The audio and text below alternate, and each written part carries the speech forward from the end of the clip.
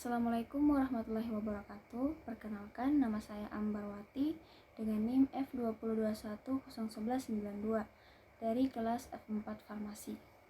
Di sini saya akan mempresentasikan materi yang berjudul diabetes mellitus. Apa itu diabetes mellitus? Diabetes mellitus atau biasa disingkat dengan DM merupakan penyakit metabolik yang ditandai dengan timbulnya hiperglikemia akibat gangguan sekresi insulin dan atau peningkatan resistensi insulin seluler terhadap insulin. Hiperglikemia kronik dan gangguan metabolik DM lainnya akan menyebabkan kerusakan jaringan dan organ seperti mata, ginjal, syaraf, dan sistem vaskular. Cara mendiagnosis DM. Diagnosis DM harus didasarkan atas pemeriksaan kadar glukosa darah, tidak dapat ditegakkan hanya atas dasar glukosuria saja. Untuk diagnosis DM, pemeriksaan yang dianjurkan adalah pemeriksaan glukosa dengan cara enzimatik dengan bahan darah plasma vena. Sedangkan untuk tujuan pemantauan, hasil pengobatan dapat dilakukan dengan menggunakan pemeriksaan glukosa darah kapiler. Selanjutnya, kriteria diagnosis. Ada 3 kriteria diagnosis diabetes mellitus. Yang pertama, gejala klasik DM dan hasil pemeriksaan gula darah. Yang kedua, kadar gula darah puasa. Dan yang ketiga, kadar gula darah 2 jam pada TTGO 200 mg per dl. Selanjutnya, tipe diabetes mellitus.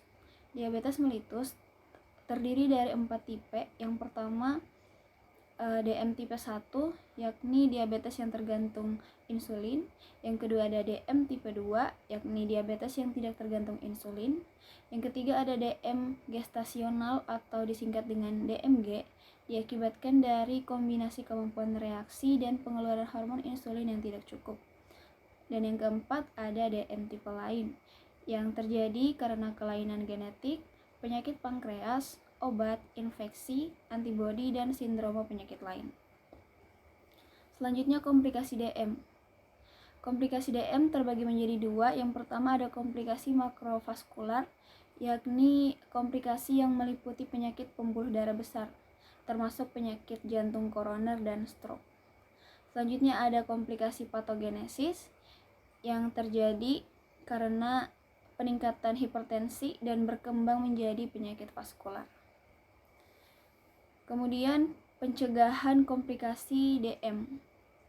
Pencegahan komplikasi DM dapat dilakukan dengan pengaturan gaya hidup, meliputi modifikasi diet, latihan fisik secara teratur, berhenti merokok, mengatasi hipertensi, kontrol dislipidemia, kontrol hiperglikemi, dan pengontrolan kadar glukosa darah secara intensif.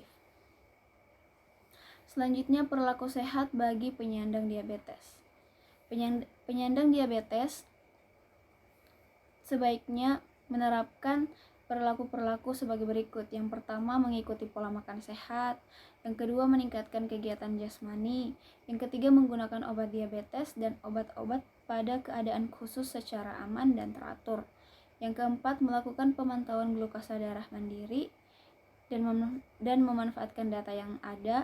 Yang kelima, melakukan perawatan kaki secara berkala. Yang keenam, memiliki kemampuan untuk mengenal dan menghadapi keadaan sakit akut dengan tepat.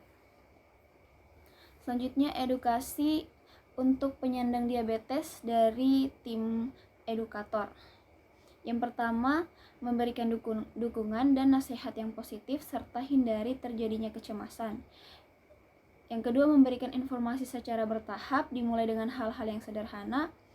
Yang ketiga, lakukan pendekatan untuk mengatasi masalah dengan melakukan simulasi.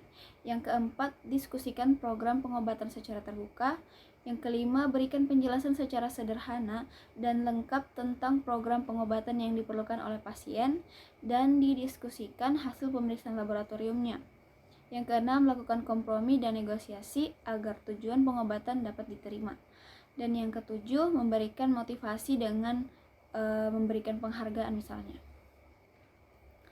Selanjutnya, untuk materi edukasi yang diberikan oleh tim edukator kepada pasien penyandang diabetes itu terdiri dari makna dan perlunya pengendalian dan pemantauan DM, kemudian pentingnya perawatan kaki, kemudian perjalanan penyakit DM. Selanjutnya masalah khusus yang dihadapi, contohnya seperti hiperglikemia pada kehamilan.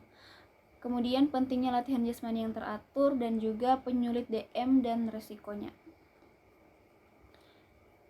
Itu saja presentasi dari saya.